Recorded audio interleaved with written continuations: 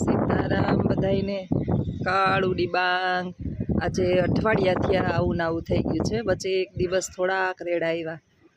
ત્રીજે માળે ચડી એકદમ બફારો થાય છે ચારેય બાજુ. આ શહેરની અંદર છે ને આપણો આ પ્રોબ્લેમ, ગામડું હોય ને તો વાંધો ન આવે. ઉપર પવન આવે છે ત્રીજે માળે, એમ થાય જરાક શાંતિ. ત્રીજે માળે બાને થોડીક વાર નીચે બેહાડ્યાનું ચડી, કામે ચડી અંજવારીને કાઢતી હતી. તમે કીધું ત્રીજે માળે જરાક જોઈ આવું, હવા લઈ આવું. હક નથી ક્યાંય, એટલી ગરમી થાય આપણે, આમ કંઈ કામ ઉકલે નહીં, શ્વાસ ચડે. ઉંમર થઈ ગઈ હોય ને, જેને 40-35 થઈ ગયા હોય ને, એને બહુ ગરમી થાય ને એટલે એના પ્રોબ્લેમ રહે છે. વધારે કામ ચડે ને એટલે લો બીપી જેવું થવા માંડે. ફટાફટ ત્રીજે માળે ચડી ગઈ હવા લેવા. ચારેય બાજુ કાળું ડિબાંગ છે, ક્યાંય એટલે ક્યાંય શાંતિ નથી. પછી આ બધા સોલારને છે ને ઘરની અંદર એસી ને ફ્રીજ ને એ આધુનિકના બધા ઉપકરણો, વૃક્ષો ક્યાંક ક્યાંક આપણા જોવા મળે, નહીંતર ક્યાંય વૃક્ષ નહીં એટલે ગરમીનું પ્રમાણ તો વધવાનું જ છે. અને ઘરે ઘરે આ સોલાર એટલે ગરમી ખેંચે, એની જ આપણે વીજળી મળે. ક્યાંક ને ક્યાંક આ થાંભલાને આ બધું છે ને આ ગરમી જ આપે છે આપને. આવા ટેલિફોનિક બધા થાંભલા છે, ગોઠવેલા ટાવર, એટલે થાક લાગે આપને એનો. ત્રીજે માળે ચડી ગઈ ને મજા આવે છે. વાતાવરણ સરસ થઈ ગયું, થોડુંક ઠંડક જેવું, હવા એકદમ સરસ આવે. નીચે શ્વાસ ચડી ગયો. ઘંટી દરણા દરતી હતી 2-3 દિવસથી દરણા, તો બાને હું પહોલાવીને આવી નીચે કે હું ઘંટી સાફ કરું. એને હજી મનમાં એમ છે ઘંટી સાફ કરે. 2 વખત ઉપરથી મેં ડગુક કરતા ચડી ગયા. એમાં પક્ષી જે છે સામે કલબલાટ કરે છે. થોડા ક્યાંક ક્યાંક વૃક્ષો હોય ને બધા પાણીનું ને ઓલા દાણા ને બધા રહેતા હોય ને, જો અલગ અલગ જાતના પક્ષી ઢગલા એ બાજવા ગમતે ચડ્યા છે. એને જીવનની અંદર આનંદ છે ને, જો કેટલા બધા એકારે કેટલા પક્ષી છે દેખતા જ બધા. નીચે કંઈક જમીન ઉપર જોઈ જાય ને અલગ, અહીંયા એનું બધું રાખવાનું છે. ઓલું કુંડિયું ને રાખ્યું છે અમારે જેટના ઘરે સોલારનું નીચે બધું રાખ્યું, દાણા રાખે પછી કુંડિયું રાખે. એટલે હમણાં ગયા છે 12 ગામ, તો 2-3 ખાલી થઈ ગયું લાગે, ચકાટ કરે છે બધા.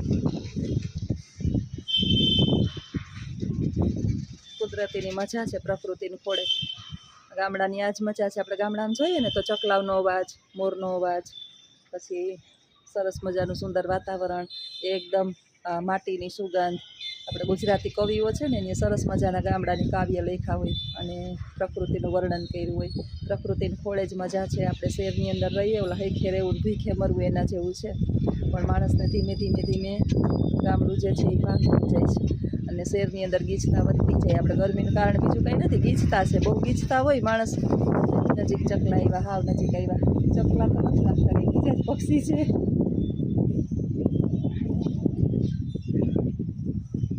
એક દિવસ લાઈવ થાઈશ ટૂંક સમયમાં, ત્યારે હું આગલા દિવસે કહી દઈશ.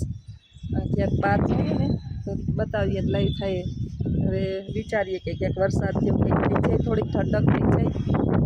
બાળકીનો વિચાર છે કે દ્વારકા જીવતે જીવતે એક વખત એક બેન કહેતા હતા કે દ્વારકા જાઓ ને વૃદ્ધોને લઈ જાઓ તો એના માટે સુવિધા કરી દે છે. મને અત્યાર સુધી એવું હતું કે આપણે 3-3 કલાક લાઈનમાં ઊભીએ અને આપણો વારો ન આવે તો બાતો ઘણી વાર ઊભી જ ના આવે, મારે કઈ રીતે. પણ ના, એ દર્શન કરાવી ભગવાનની ઈચ્છા છે તો કંઈક થાય. ઈચ્છા જવું હોય ને તો મજા ના આવે.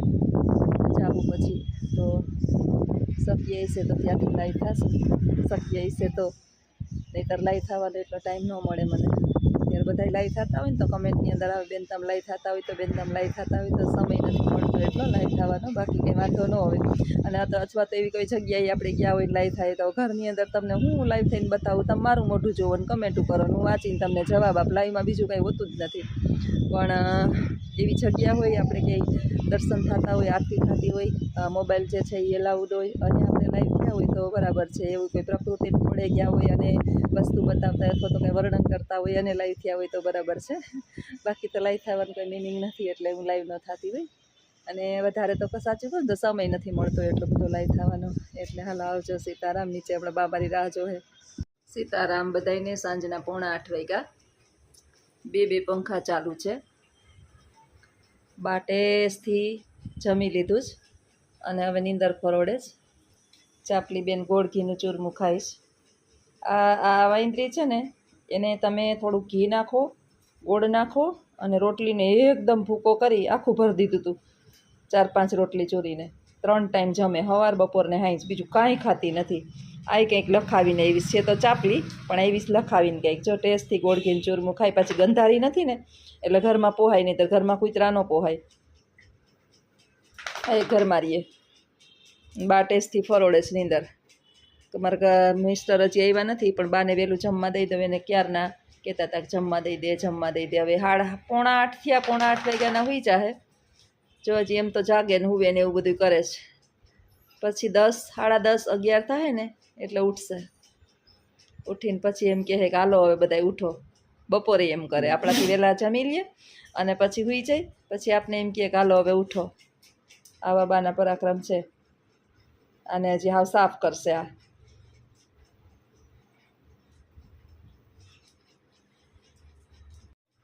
સીતારામ બધાયને.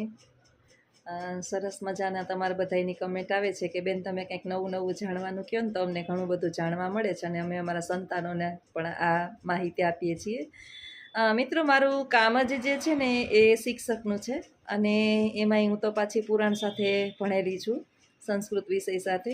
એટલે કંઈક ને કંઈક યાદ આવી જાય તો તમારી સાથે હું ચર્ચા વિચારણા કરતી હોય. ક્યારેક મેં સ્કૂલમાં વાત કરી હોય તો મને યાદ હોય કે આજે હું આ વાત કરું. અલગ અલગ ટોપિક જે છે એ વિદ્યાર્થીઓને ક્લાસની અંદર વર્ણન કરતી હોય તો તમારી સાથે પણ ક્યારેક એ વાત હું કરી લઉં. આપણે બધા જ જે છે ને એ ભાગવત સપ્તાહ સાંભળીએ છીએ અને શ્રી મહર્ષિ વેદવ્યાસ, કૃષ્ણદ્વૈપન વેદવ્યાસે આપણા પુરાણોની અને ઉપનિષદોની રચના કરી. પુરાણોની રચના કરી. 18 પુરાણ જે છે એના રચયિતા વેદવ્યાસ છે. એની અંદર સૌથી લોકપ્રિય પુરાણ જે છે એ ભાગવત પુરાણ છે, જેને આપણે ભાગવત સપ્તાહના નામથી ઓળખીએ છીએ. તમે અને હું લગભગ ભાગવત સપ્તાહ ક્યાંક ને ક્યાંક સાંભળવા ગયા જ હશે. મારો તો વારો આવતો નથી ક્યારેય લગભગ, કારણ કે બા મને ક્યાંય જવા ના દે.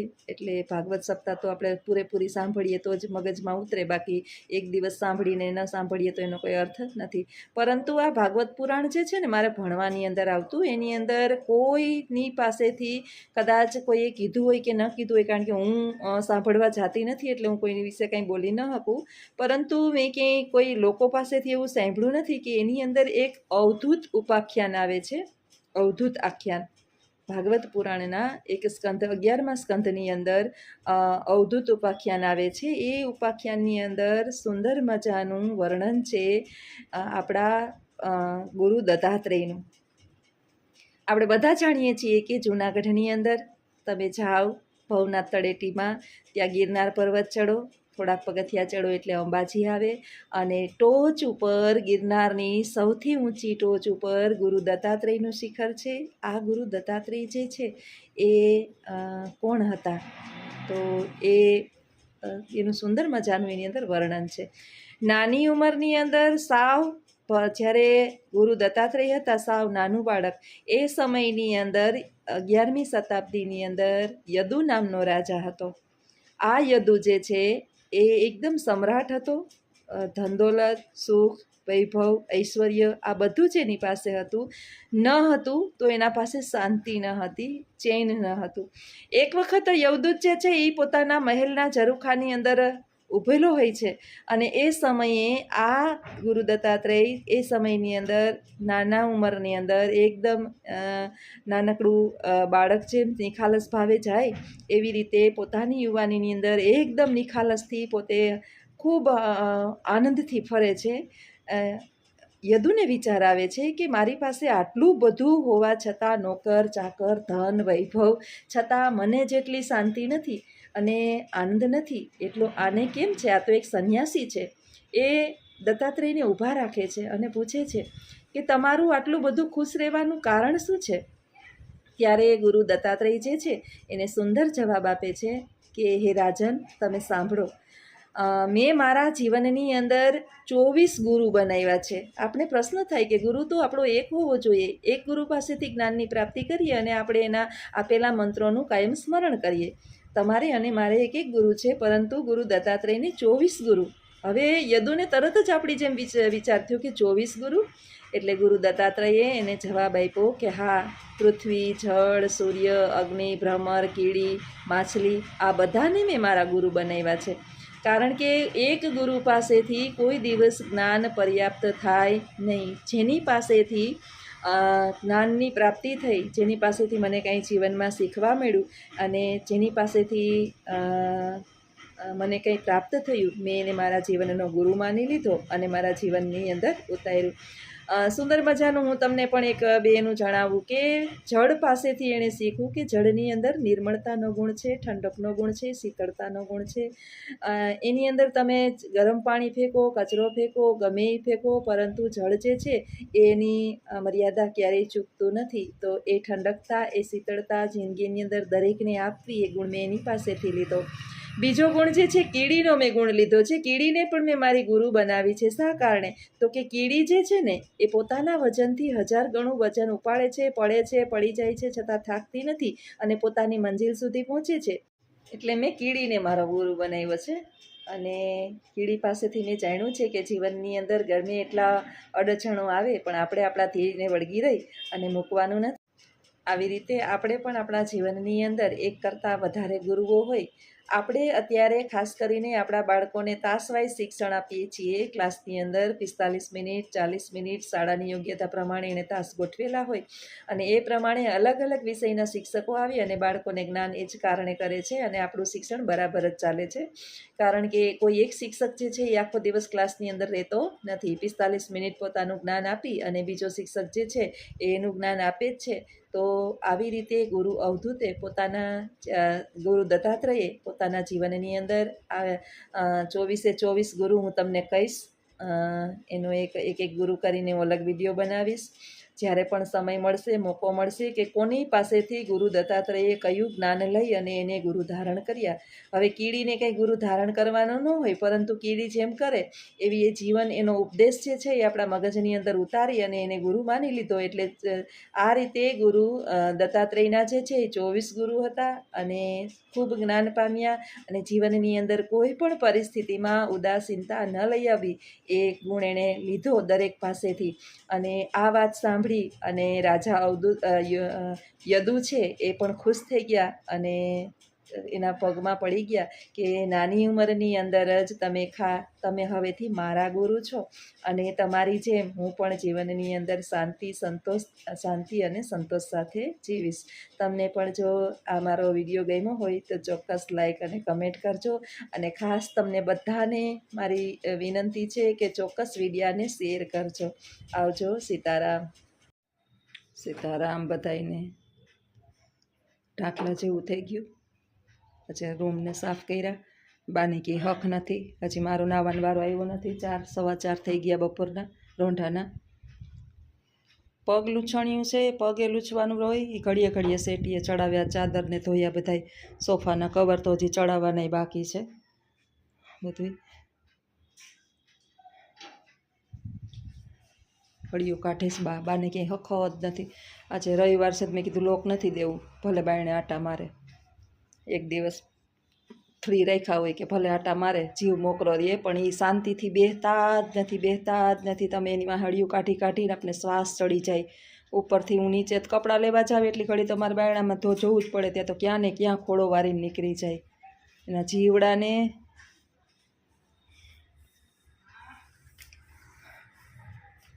વાદળછાયું વાતાવરણ છે એકદમ, બધે ઢાંકલા જેવું. જરીક વળી તડકો નીકળે. હવે હું બેસી જાઉં એમ કહીશ મને.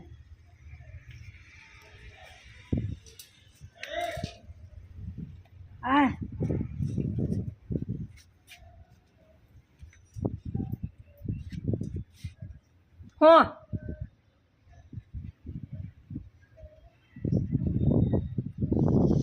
બારે હવામાં પવન આમ આવે પણ આમ અંદરથી બફારો, એટલો બધો બફારો થાય અંદરથી. વરસાદ એક છાંટો નાખ્યો, અષાઢી બીજ કોરી ગઈ, એક છાંટો નથી, અષાઢી બીજે કોરી ગઈ. ક્યાંય વાદળછાયું વાતાવરણ છે. આમ બધાય રાહ જોઈને બેઠા છે. કૂતરાય બિચારા હાફે છે આમ ચારે બાજુ, ક્યાંય હક નથી. માણસ કોઈ સત્સંગમાં આવેલા ને કોઈ સ્વામિનારાયણની સભામાં આવેલા ને કોઈ મંદિરે દેવ દર્શન કરવા આવેલા ને કોઈ આજે રવિવાર છે તે હોલીડે મનાવવા આવેલા ને જ્યોત્સનાબેન ને બા જે છે બા બેઠા છે ઓટલે, અને જ્યોત્સનાબેન ચોકી પહેરો કરે, કારણ કે આ ખૂટિયા અને ગાયું ને એવા અહીંથી આટા મારે ને તમારે ધ્યાન જ રાખવું પડે સતત બાદ, એને તો કંઈ ખબર નથી પડતી. આ કૂતરો છે ને કરડે છે, અને આને બા પાટું મારે એટલે વટકું ભરી લે એટલે આપણે અવિરત એની માં ઊભવું પડે કાને. અને આ હેવા કર્યા છે કૂતરાઓને બધાને, મારા ઘરવાળાએ ખાવા દઈએ એટલે અહીંથી આઘા ન હટે. બીજા ઓલા 2-3 કૂતરા છે ને સમજે, પાટું મારે તો બોલતા નથી ને આને તો બોલાવીએ એટલે સીધો બટકો ભરે. મોટું કેમ કરે ટપુક ટપુક.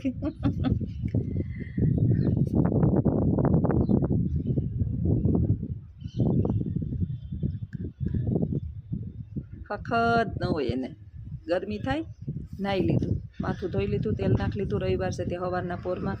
હવે પગ ઊંચા નીચા લુઈ જ રાખે રોડ ઉપર. અહીં તો કાંઈ ગાલીચા ન પાથરા હોય, અંજવારી કાઢલે બેહીમાં જો નાહી રહી ગરમીની. હું ઉપરથી કપડાં લેવા ગઈ હતી ને હકેલા ને હવે સોફાને કવર ચડાવવાના બાકી છે. કામ કરે રાખ તું, નોન સ્ટોપ કામ કરે રાખ. હજી બાર માટે હું નાનકડી 17-18 વર્ષની નાની બહુ જ સૌ, અને એ હાહુપણું મારી ઉપર હાહુપણું કરે જ રાખે આખો દી મને કામ ચીંધે. હું મહિને રાખું.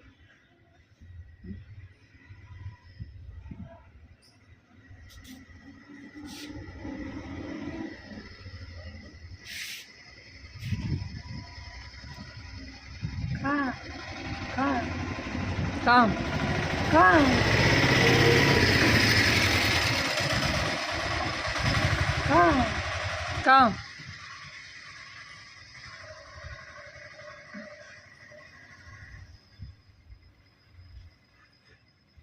ઘરમાં બેહવું નથી, 5 મિનિટે ઘરમાં બેહવું નથી. પંખા ચાલુ કરીને ઘરમાં બેહીએ તો અત્યારમાં ગરમી ન થાય. 6-6 બહાર નીકળીએ ને તો ઠંડી હવા આવે, પણ આને કોણ બાને સમજાવે.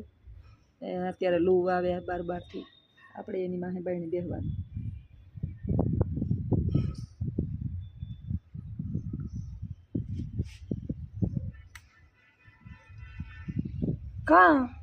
કઈ નથી બા, કઈ નથી. કામ છે મને પૂછે, કામ છે કઈ નથી.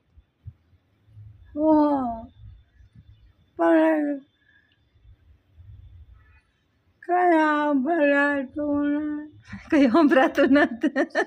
તમારે હું સાંભળીને કરવું? કાંઈ નહીં.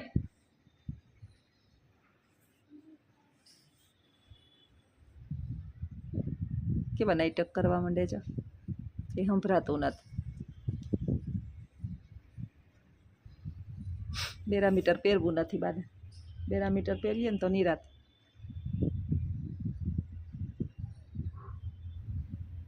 હાલો આવજો બધાય, સીતારામ.